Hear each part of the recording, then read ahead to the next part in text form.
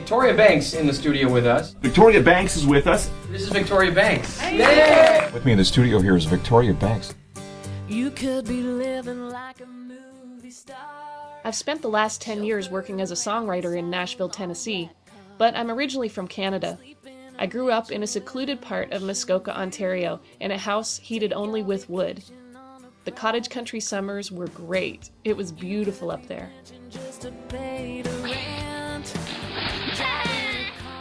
But in the winter, there was a good reason why the cottagers went home.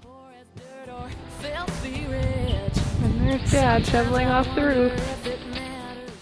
But we still found lots of ways to entertain ourselves. Going down the hill.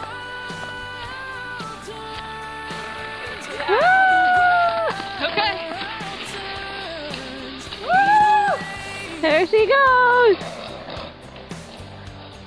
When we were kids, my sister and I studied classical voice and piano. And we listened to nothing but my dad's collection of antique phonograph records. And he had a lot of them. It was just the four of us in the winter. There's Mom. There's Amy. And there's Dad doing it. Hey! But in the summer, there were jam sessions with the whole extended family.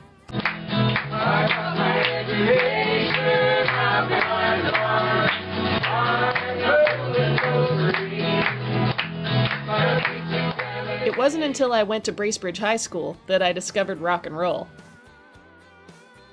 I taught myself how to play guitar, and I played every instrument I could in every band I could play in, including one that was fronted by my friend Derek Rattan.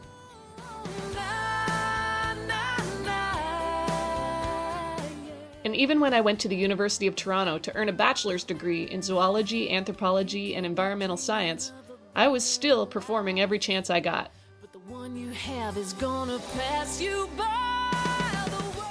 And writing song lyrics in the margins of my calculus notes. When I graduated, I knew exactly what to do next.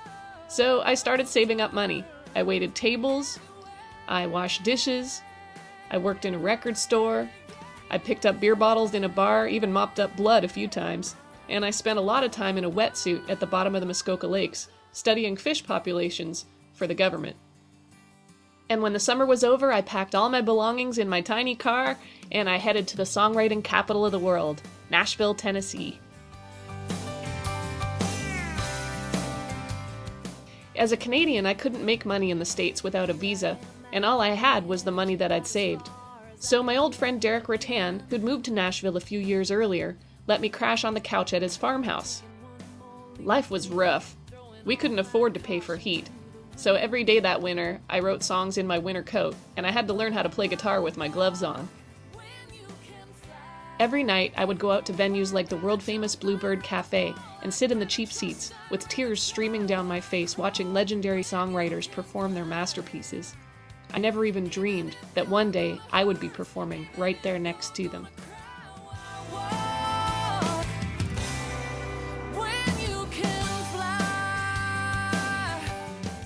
I started performing at open mic nights around town, and people started to take notice of my music. And 6 months later, I put my last $20 in the gas tank to drive downtown and sign my first publishing deal. I was a professional staff songwriter.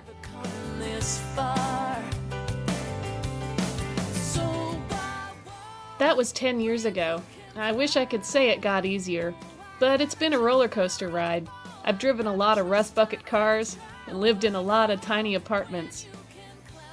But when I struggled to pay the bills, I wrote about it. And when I spent Christmases and birthdays away from my family, I wrote about that too.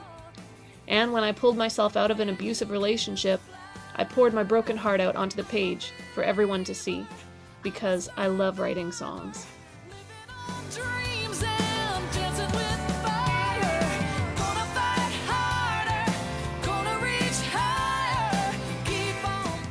I write for Sony ATV Publishing now, and I've had the chance to write with some great artists. Sometimes I write alone, and sometimes I collaborate with other songwriters, but either way, I write songs every day. I've also shared the stage with some amazing artists, both as a performing songwriter and as a backup musician. I even got to play the Grand Ole Opry stage with Pam Tillis.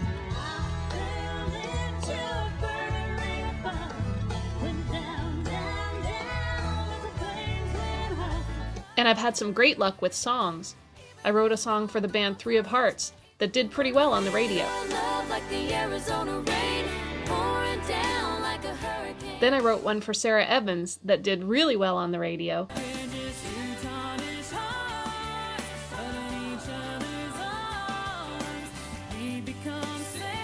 And last year, one of the songs I wrote for Jessica Simpson was a big hit. It even broke the Billboard record for the highest debut of a new artist single.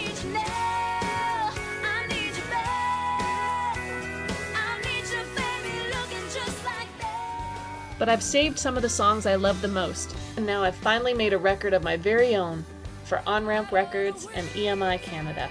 It's called When You Can Fly, and I can't wait to share it with you.